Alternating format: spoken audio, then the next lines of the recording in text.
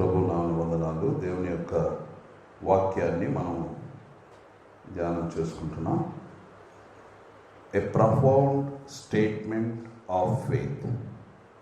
A profound statement of faith. ఒక గంభీరమైన విశ్వాసపు ప్రకటన.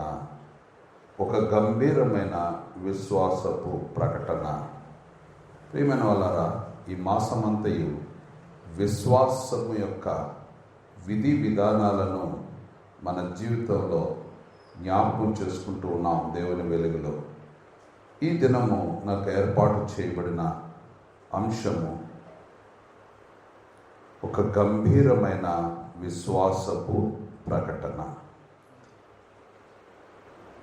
ఈ యొక్క అంశంలో అతి శ్రేష్టమైన భాగాన్ని దేవుని వాక్యపు వెలుగులో మనం చూసినట్లయితే, యోబు గ్రంథంలో యోబు అనే దైవజనుని యొక్క మాటలు మన జీవితానికి ఎంతో శక్తిని, బలాన్ని ఇస్తాయి అనే దాంట్లో సందేహం లేదు. ఒక గంభీరమైన విశ్వాసపు ప్రకటన చేసిన వ్యక్తి ఎవరైనా ఉన్నారు అని అంటే మొదటి స్థానము యోబుకు అందుకుంటుంది. యోబు తన జీవితంలో దేవుని ద్వారా సమస్తమును ఆశీర్వదించబడి ఆ దినాలలో ఆ ప్రాంతమంతటిలో ఎంతో ఉన్నతముగా జీవించుచున్న ఆ యోబు తన జీవితంలో సమస్తమును పోగొట్టుకున్న తర్వాత తను చెప్పిన విశ్వాసపు పలుకులు ఈ దినం మనం ధ్యానించుకోబోతున్నాం. అన్నీ ఉన్నప్పుడు దేవుని గురించి, విశ్వాసాన్ని గురించి మాట్లాడటం కాదు. అన్నీ బాగా జరుగుతున్నప్పుడు దేవునిలో ఆనందించుట కాదు. అన్నీ మనం అనుకున్నవి జరుగుతున్నప్పుడు దేవునితో నాకు మంచి సంబంధం ఉంది అని చెప్పుట కాదు. నీ జీవితంలో నీవు అనుకున్నవేవి జరగనప్పుడు, నీకు తద్వ్యతిరేకమైన క్రియలు జరుగుతున్నప్పుడు, నువ్వు ఇబ్బందికరమైన పరిస్థితుల్లోకి వెళ్తున్నప్పుడు, ఇబ్బందికరమైన నీ యొక్క కార్యాలు నీ జీవితంలో జరుగుతున్నప్పుడు, నీవు ఎలాగా దేవుని గురించిన విశ్వాసము కలిగి ఉన్నావు అనేది చాలా ప్రాముఖ్యత సంతరించుకుంటూ ఉంది. ప్రియమైన వాళ్ళారా, మన జీవితంలో మనము ఏ సమయంలోనైనా ఏ విధంగా దేవునితో సహవాసము కలిగి మాటలు చెప్పాలో యోబు ద్వారా మనం తెలుసుకుంటూ ఉన్నాం. యోబు తన జీవితంలో కలిగి ఉన్నదంతయు కోల్పోయాడు. తన జీవితంలో అత్యధికమైన ఉన్నతమైన స్థానాన్ని కలిగి ఉన్న యోబు తాను ఆ స్థానమును, ఆస్తిని, అంతస్తును, కుటుంబాన్ని కోల్పోయిన వాడుగా యోబును మనం చూస్తూ ఉన్నాం. లెక్కించుటకు ఏమాత్రము కూడా ఏదీ లేని పరిస్థితుల్లో యోబు ఉన్నప్పుడు యోబు చెప్పిన మాట ఏంటో ఈరోజు మనము ధ్యానించుకోబోతున్నాం. యోబు గ్రంథము 1వ అధ్యాయము 20 నుంచి నేను చదువుతాను, జాగ్రత్తగా వినండి. అప్పుడు యోబు లేచి తన పై వస్త్రమును చింపుకొని తల వెంట్రుకలు గొరిగించుకొని నేల మీద సాష్టాంగపడి నమస్కారము చేసి ఇట్లనెను: నేను నా తల్లి గర్భములో నుండి దిగంబరి అయి వచ్చి తిని, దిగంబరినై అక్కడికి తిరిగి వెళ్ళెదను. యెహోవా ఇచ్చెను, యెహోవా తీసుకొని పోయెను. యెహోవా నామమునకు స్తుతి కలుగును గాక. ఈ సంగతులలో ఏ విషయమందును యోబు ఏ పాపమును చేయలేదు. దేవుడు అన్యాయము చేసినని చెప్పలేదు. చూడండి ప్రియమైన వాళ్ళారా, యోబు జీవితము ఒక అద్భుతమైన పాఠాన్ని మనందరికీ నేర్పిస్తూ ఉంది. యోబు లాంటి శ్రమలు ఎవరికి ఈ లోకములో ఇంతవరకు రాలేదనే దానికి సందేహం లేదు. ఎందుకనగా యోబు ఒక ఒక కొన్ని దేశాలకు ధనవంతుడిగా ఉన్నాడు. కొన్ని దేశాల్లో గమనించినట్లయితే ఆ దేశాలన్నిటిలో ధనవంతుడు ఎవరు అంటే యోబు. అంత మాత్రమే కాదు, చాలా చక్కని ప్రేమించే బలమైన కుటుంబాన్ని కలిగి ఉన్నాడు యోబు. కాబట్టి అలాంటి పరిస్థితుల్లో ఒక్క దినమందే సమస్తమును కోల్పోయాడు. ఇక తనదంటూ ఏదీ లేదు, తన శరీరము తప్ప, తన భార్య తప్ప ఇంకెవ్వరూ లేదు, అంతా కోల్పోయాడు. అలాంటి పరిస్థితుల్లో యోబు తను అప్పటి వరకు ధరించుకున్న ఖరీదైన వస్త్రమును తీసివేసి దాన్ని చింపివేసి తన తలను గొరిగించుకొని నేలన సాష్టాంగ నమస్కారం చేసి, అంటే తాను రిక్తుడనయ్యాను, తాను ఏమాత్రము కూడా తన్ను చూసిన వారికి కానీ తన గురించి మాట్లాడుకునే వారికి కానీ ఏమాత్రము కూడా గౌరవించుటకు నాలో ఏమీ లేదు అన్నట్లుగా తన్ను వట్టివానిగా చేసుకొని దేవుని సన్నిధిలో ఆయన ఒక మాట మాట్లాడుతూ ఉన్నాడు. ఏమని? యెహోవా ఇచ్చెను, యెహోవా తీసుకొని పోయాను. నా తండ్రి అయిన యెహోవా నాకు ఇచ్చాడు సమస్తము, ఆయన తీసుకొని పోయాడు. ఎంత అద్భుతమైన మాట మాట్లాడుతున్నాడో చూడండి. తాను కలిగి ఉన్నదంతయు తన దేవుని ద్వారా కలిగి ఉన్నదని నమ్మిన గొప్ప విశ్వాసి యోబు. తనకు కలిగినదంతా తన దేవుడే తనకు దయచేసి ఉన్నాడు అని నమ్మినవాడు. ఈనాడు అనేకసార్లు మరి దేవుని నమ్మిన వారిలో కూడా ఈ ఆలోచన రావడం కష్టం. నేను కష్టపడి సంపాదించాను, ఏమొస్తుంది మాట? నేను కష్టపడి సంపాదించాను, ఇది నా కష్టార్జితం, నేను నేను నేను ప్రియమైన వాళ్ళారా, అలాంటి ఆలోచన యోబులో కలగలేదు. ఒకవేళ అలాంటి ఆలోచన యోబులో ఉంటే తాను ఆ రెండవ మాట చెప్పలేడు. ఏమని? ఇది యెహోవా తీసుకొనెను. అంత మాత్రమే కాదు, దేవుని పైన విశ్వాసము ఏమాత్రము చూపగలిగిన స్థితిలో ఉండేవాడు కాదు. సో యోబు యొక్క జీవితాన్ని మనం గమనించినప్పుడు తనకు కలిగినదంతయు అది దేవుడే ఇచ్చాడని పూర్ణంగా నమ్మిన వ్యక్తిగా యోబును మనం చూస్తాం. సో మన జీవితంలో కూడా మనము ఏమర్థం చేసుకోవాలంటే, ఏ పరిస్థితుల్లోనైనా, ఏ యొక్క పని ద్వారానైనా, వ్యాపారం ద్వారానైనా నీవు పొంది ఉన్నదంతయు, నీది అనబడిందంతయు నీ దేవుడు నీకు అనుగ్రహించినదే కానీ అది నీ సొంత శక్తి ద్వారా, నీ బలము ద్వారా కలిగినది కాదు అని నువ్వు గుర్తించాలి. నీ వద్దకు వచ్చినదంతయు నీ దేవుడు నీ వద్దకు తీసుకుని వచ్చాడు అని నమ్మాలి. యోబు వలె అది మనం అర్థం చేసుకోవాలి. ఇది దేవుడు నాకు అనుగ్రహించినది, ఇది దేవుడు నాకు దయచేసినది, ఇది దేవుడు నాకు అలౌ చేశాడు. అది ఆస్తి కావచ్చు, కుటుంబం కావచ్చు, సంపద కావచ్చు, ఉద్యోగం కావచ్చు, ఆదాయం కావచ్చు, వ్యాపారం కావచ్చు, ఏదైనా కూడా అది దేవుడు నాకు దయచేసి ఉన్నాడు అని ప్రతి విశ్వాసి విశ్వసించాలని దేవుని యొక్క మాట సెలవిస్తూ ఉంది. ఆ తర్వాత మన జీవితంలో మనము ఏది మనది కాదన్నప్పుడు ఏది పోయినా దాని మీద భారము ఉండదు, నిరుత్సాహము ఉండదు, నిరాశ ఉండదు. యెహోవా ఇచ్చెను, యెహోవా తీసుకొనెను. హల్లెలూయా. ఇది చాలా విశ్వాసానికి అల్టిమేట్ పరీక్ష, ultimate profound confession of faith. ఒక ప్రగాఢమైన విశ్వాసపు ఒప్పుకోలిది. దీన్ని మనం అర్థం చేసుకోవాలి. ఇది చాలా కష్టమైనది, ఇది అంత సులువైనది కాదు, మాట్లాడుకున్నంత తేలికైనది కాదు. మన జీవితంలో అన్నీ వెళ్ళిపోయినాయి అనుకోండి, అన్నీ వెళ్ళిపోయినాయి, నాది అన్నది ఏదీ లేకుండా నేనున్నప్పుడు నేను ఆ మాట చెప్పగలనా? యెహోవా ఇచ్చెను, యెహోవా తీసుకొని పోయాను. ప్రియమైన వాళ్ళారా, యోబు జీవితంలో ఆ మాట చాలా స్పష్టంగా దేవుని సముఖంలో ఆయన చెప్పగలిగాడు. ఆ తర్వాత అంతటితోటి ఆగలేదు కానీ, యెహోవా నామమునకు స్తుతి కలుగును గాక. ఎంత అద్భుతమైన మాట ఇది!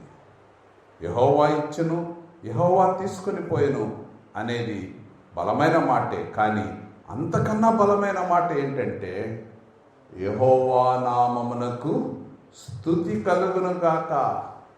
దేవుడు స్తుతించబడును గాక. దేవునికి స్తుతి ఆరాధన నేను చేయాలి. ఎప్పుడు? అన్నీ కోల్పోయిన తర్వాత. కానీ సహజంగా మానవులు ఏం చేస్తారు?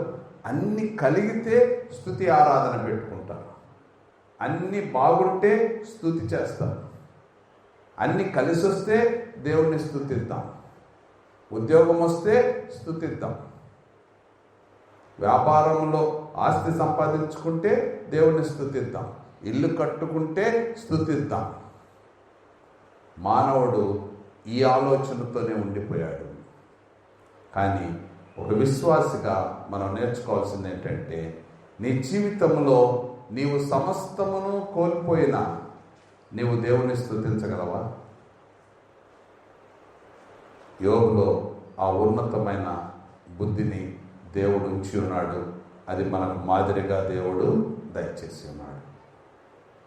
సమృద్ధి కలిగినప్పుడు దేవుని స్తుతించుట కాదు, అన్ని బాగా జరిగినప్పుడు దేవుని స్తుతించుట కాదు. నీ జీవితంలో నీవు అనుకున్నది ఏది జరగకపోయినా, నీవన్నీ కోల్పోయినా నీవు ఈ మాట చెప్పగలవా? దేవుని నామము స్తుతించబడును గాక, యెహోవా నామము స్తుతించబడును గాక. ఈ ప్రశస్తమైన మాట మన జీవితంలో ఎన్నడూ మర్చిపోకూడదు. ఏ పరిస్థితుల్లోనైనా దేవుని స్తుతించటం మానకూడదు.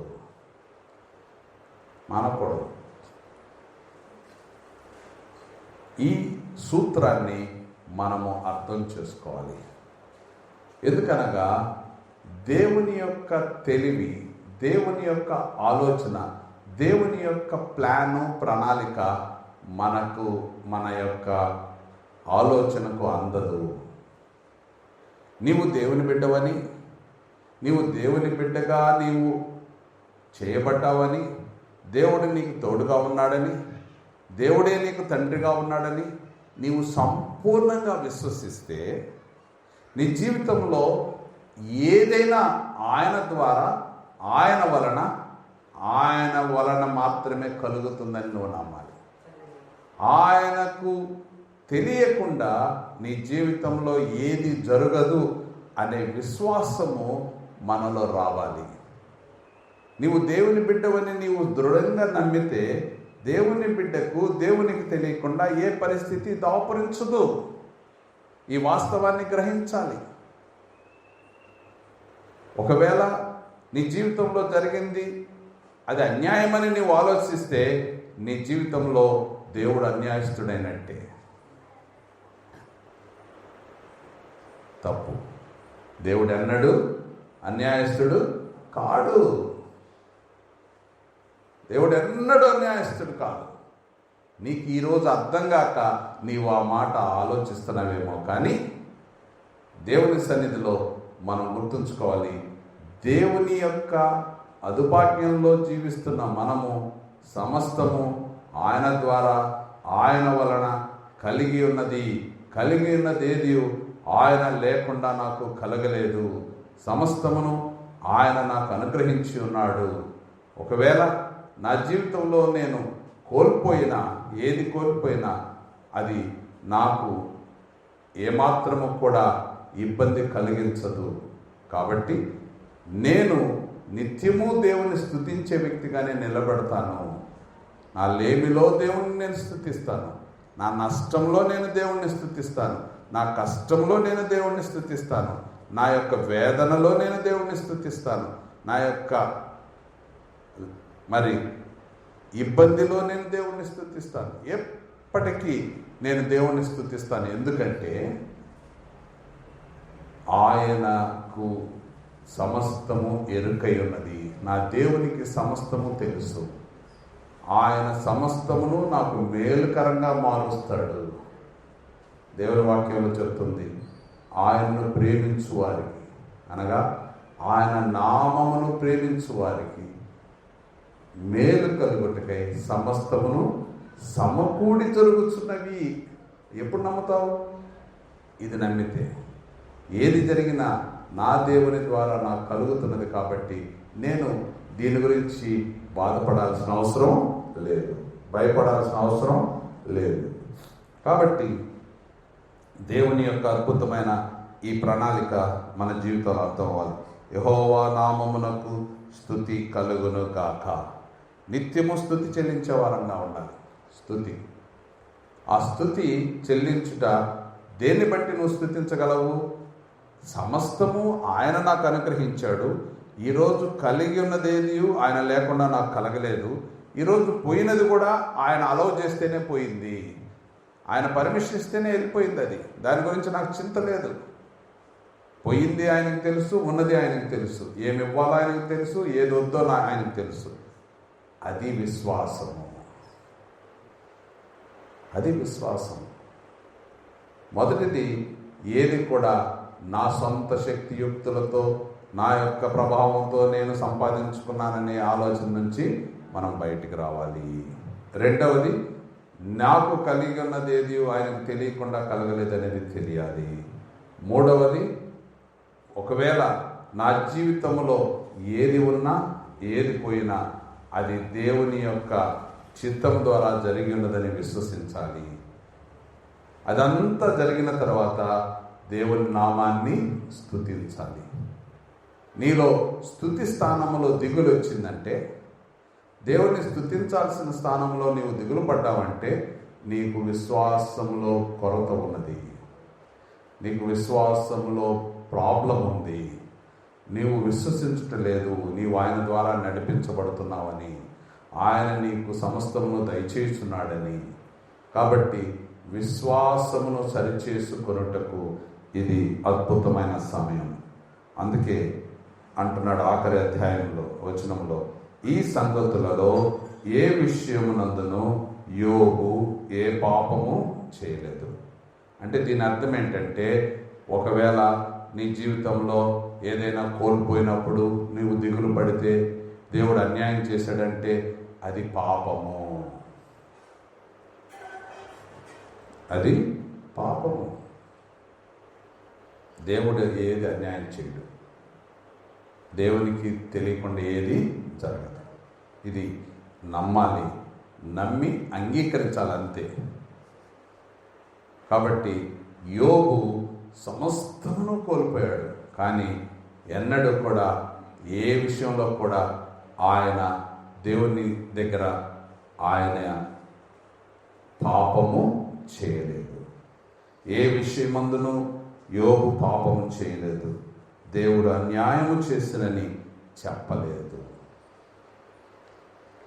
మానవుడు చెప్తాడు వచ్చి, నువ్వు ఇంత చక్కగా దేవుని నమ్మావే, దేవునికి దగ్గరికి రెగ్యులర్గా వెళ్తున్నావే, విడవకుండా వెళ్తున్నావే, అంత మాత్రమే కాదు దేవుని సన్నిధిలో నీవు పరిచర్య కూడా చేస్తున్నావే, నీకేంటి కష్టం, నీకేంటి బాధ, నీకేంటి నష్టం అని ఎవరైనా మాట్లాడినప్పుడు నీకేం జ్ఞాపకం రావాలి? నా దేవునికి సమస్తమును ఎరుకై ఉన్నవి, ఆయనకు తెలియకుండా నా జీవితంలో ఏదీ జరగటలేదు. హల్లెలూయా. ఆయన ద్వారా, ఆయన వలన నాకు సమస్తమును సమకూడి జరుగుతున్నాయి అనే ఆలోచన మనకు వచ్చినప్పుడే మనము ఆ పరిస్థితుల్లో కూడా దేవుణ్ణి స్తుతించగలము. నష్టంలో దేవుణ్ణి స్తుతించగలము, కష్టంలో దేవుణ్ణి స్తుతించగలము, ఇబ్బందిలో దేవుణ్ణి స్తుతించగలము, ఇరుకులో దేవుణ్ణి స్తుతించగలము, నిరాశలో దేవుణ్ణి స్తుతించగలము. ఎందుకంటే ఆ స్థితి ఏది నన్ను డామినేట్ చేయలేదు. ఎందుకనంటే నా దేవుని యందు నా విశ్వాసము పదిలపరుచుకొని ఆయన ద్వారా సమస్తమును నేను పొందుచున్నానని విశ్వాసంతో ముందుకు సాగినప్పుడు మన దేవుడు అన్యాయస్తుడు కాదు. హల్లెలూయా. దేవుడు ఎప్పుడు కూడా అన్యాయస్తుడు కాదు. ఆయన నమ్మిన బిడ్డలను ఆయన విడువడు, ఎడబాయడు. ఈ విశ్వాసము మనలో ఉండాలి. మానవుని యొక్క ఆలోచన చొప్పున నీ విశ్వాసం ఉండకూడదు. మానవుని యొక్క తలంపుల చొప్పున నీ విశ్వాసము ఆసిలేట్ కాకూడదు. కానీ దైవిక విధానంలో నీ విశ్వాసం ఉండాలి. నీవు యాక్సెప్ట్ చేయాలి. మనిషి వచ్చి చెప్పచ్చు, మనకి ఏమైనా మాట్లాడచ్చు. మంచిగా నీకు ఎదిగిన కొడుకు చచ్చిపోయాడమ్మా, ఏం చేశాడమ్మా దేవుడు నీకు?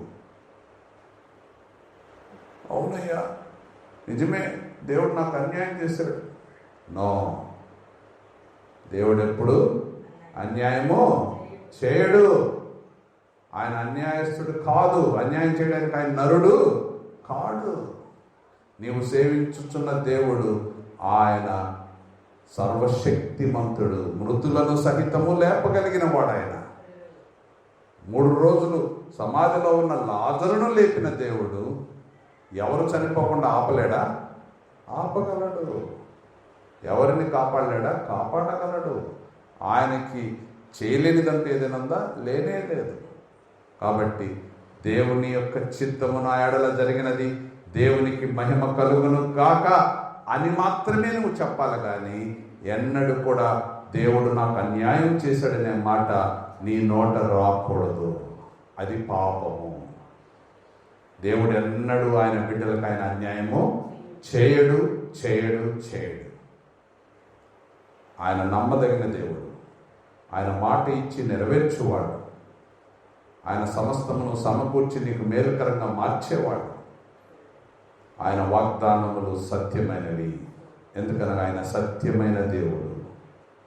నీ విశ్వాసంలో లోపం ఉండొచ్చేమో, కానీ ఆయన యొక్క విశ్వాస్యతలో లోపం ఉండదు. నీవు అందుకనే నీ విశ్వాసాన్ని పదిలపరుచుకో.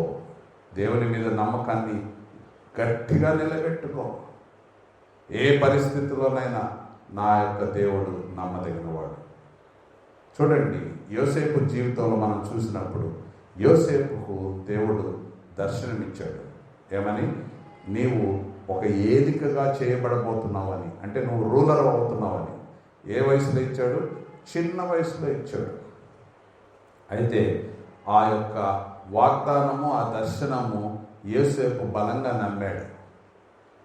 ఎంత బలంగా నమ్మాడంటే, ఒక రూలర్, ఏలికగా చేయబడే వ్యక్తి చంపబడుటకు గుంటలో వేయబడ్డాడు సొంత అన్నల చేత. అయినా యోసేపు దిగులు పడలేదు. ఆ గుంటలో నుంచి పైకి లేపబడి మరి ఐగుప్తు దేశానికి ఒక దాసుడిగా అమ్మబడ్డాడు. అయినా యోసేపు దిగులు పడలేదు, భయపడలేదు. అన్ని నెగిటివ్సే. తనకు వచ్చిన దర్శనం వేరు, తనకు జరుగుతున్నది వేరు. ఆ తర్వాత చెయ్యని నేరానికి, పాపానికి జైల్లో వేయబడ్డాడు. అయినా యోసేపు దేవుని దర్శనాన్ని మర్చిపోలేదు, దిగులు పడలేదు. ఒకానొక సమయం వచ్చింది, దేవుడు ఆయన్ని జైలు నుంచి ఒక ప్రధానమంత్రిగా ప్రమోట్ చేశాడు. హల్లెలూయా. సమస్తము సాధ్యమే, సమస్తము సాధ్యమే, సృష్టికర్తకు సాధ్యమే, సమస్తము సాధ్యమే, సృష్టికర్తకు సాధ్యమే.